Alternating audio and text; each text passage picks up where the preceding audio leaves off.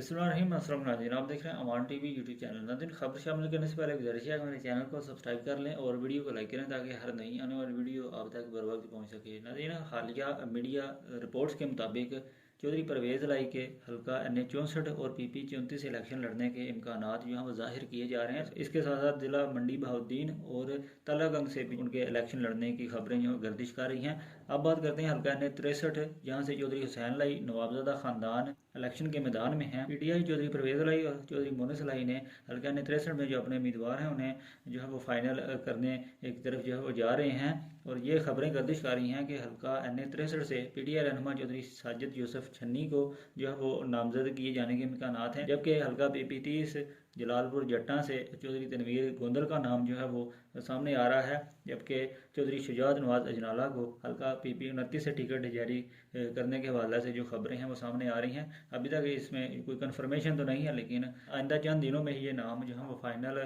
कर दिए जाएंगे। मज़ीद अपडेट्स के लिए देखते रहें अमान टीवी।